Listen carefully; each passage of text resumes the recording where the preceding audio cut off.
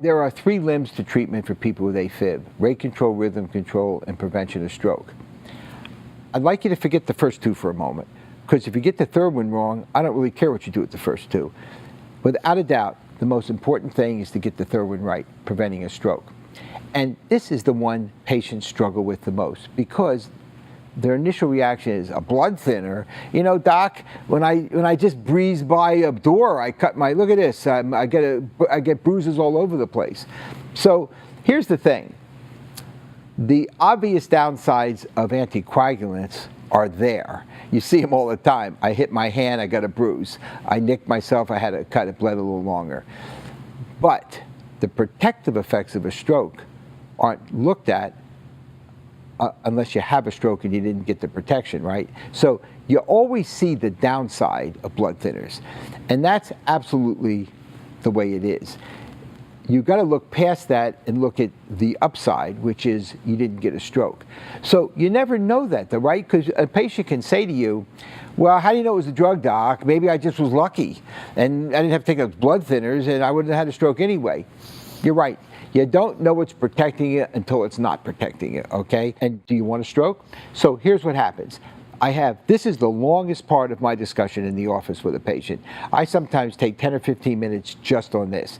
But I cheat a little bit because I was a part of a team a long time ago that put together AFib videos that are available to anybody. And one of the most important videos I put in there shows what can happen if you make a mistake. It shows a clot in the heart, and I show it to patients on my iPad that I use in the office, and I say, just watch this, and I don't say anything.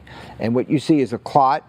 You see the clot dislodge. You see the clot go out of the aorta, right up to the brain, and boom, a stroke takes place. And I say to them, I'm not here to scare you. I'm telling you why we worry about this issue. And it's powerful. I'm just going to tell you, very few people turn down blood thinners after that. But I don't show that video until I've had a full discussion of blood thinners and if they meet criteria. So it's not up to you to push anybody into a blood thinner. I think that's the wrong thing to do. I think it's up to you as the doctor to be as open as you can in your discussion about risks and benefits of blood thinners. What is the actual risk to this patient? What is your CHA2DS2-VASc score? What is your actual risk of bleeding? But I think it's important at that point to also show them why we're concerned, and that's why I show the video. It's not to scare them, it's to say, this is not some abstract theory. Here's what we're actually worried about. These are data that have been proved. This is not made up stuff. And then I let the patient decide with me which way to go. The hardest decision are people who are in that mid zone. We call it CHA2DS2-VASc of 1. There, the patient could have almost the same, stroke risk as a bleeding risk, and it's hard to figure that out. So honestly, I just tell them the following after we've had a thorough discussion. They're often not sure. They always say to me, what would you do, Dr. Prestowski? And I'm happy to tell them that, but I'd rather them come to a decision on their own. And I just say, well, let me explain this to you a little differently. If the risks are about the same, would you rather have a bleed or would you rather have a stroke? I know you don't want either, but what would be more important to you? Because the risks are about the same. And looked at that way, most people say, whoa, I never thought of it that way.